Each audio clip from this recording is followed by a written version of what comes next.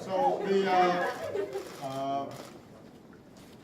we're going into the 4th of July weekend, and what more appropriate place to be than 1776? This is an incubator for all sorts of tech startups, a lot of them focused on social change issues, on education, on healthcare. And so we've got a range of entrepreneurs who are trying to figure out how can we do well by doing good in many cases. And I just have to say that the young people, and some not so young people that I spoke to, coming from a wide range of backgrounds. We had former Army Rangers, we had lawyers, we had former HR folks, transportation experts, engineers. All of them had the kinds of energy and drive and creativity and innovation that has been the hallmark of the American economy. And part of the reason I want to come here today is to focus on what's happened in the U.S. economy over the last several months and last several years. We just got a jobs report today showing that we've now seen the fastest job growth in the United States in the first half of the year since 1999. This is also the first time we've seen 5 consecutive months of job growth over 200,000 since 1999. And we've seen the quickest drop in unemployment in 30 years. So it gives you a sense that the economy has built momentum, that we are making progress. We've now seen almost 10 million jobs created over the course of the last 52 months.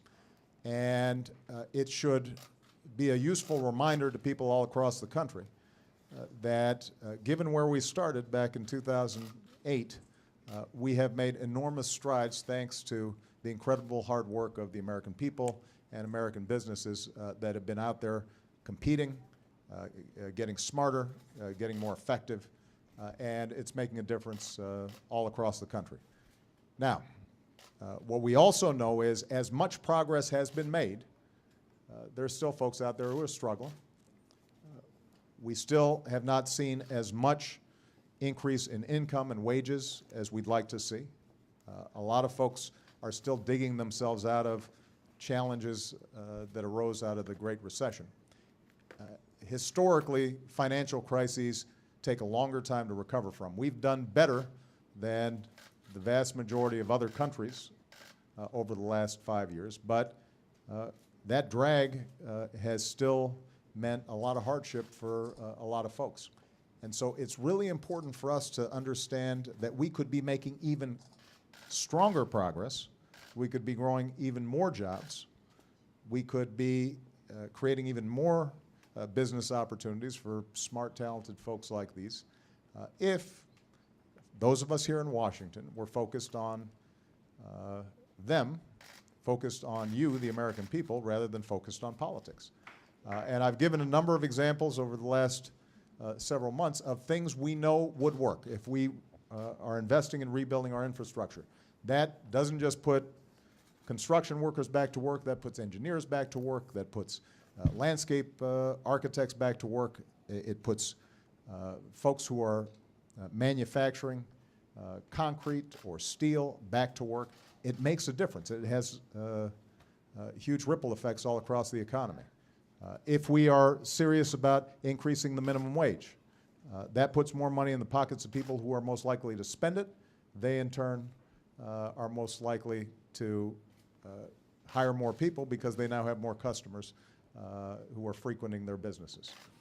If we are making sure that there's equal pay for equal work, that's helping families all across the country. If we're focused on making sure that child care is accessible and affordable and high quality, that frees up a whole bunch of potential entrepreneurs as well as people who are just going to work every single day, doing the right thing, being responsible, but often are hampered by difficult situations in terms of trying to manage parenting and families. And so there are just a series of specific things we can do right now.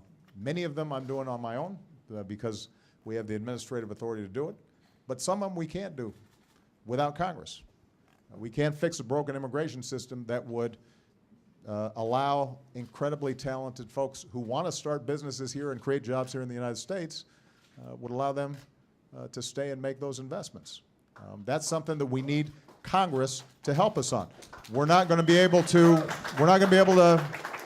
fund the Highway Trust Fund and to ramp up our investment in infrastructure without acts of Congress. So my hope is the American people look at today's news and understand that, in fact, we are making strides. We have not seen more consistent job growth since the 90s, but we can make even more progress if Congress is willing to work with my administration and to set politics aside at least occasionally, which I know is what the American people are urgently looking for. It's a sort of economic patriotism where you say to yourself, how is it that we can start rebuilding this country to make sure that all of the young people who are here, but their kids and their grandkids are going to be able to enjoy the same incredible opportunities that this country offers as we have. That's our job. That's what we should be focused on. And it's worth remembering as we go into Independence Day. Thanks, everybody. Appreciate it. Thanks.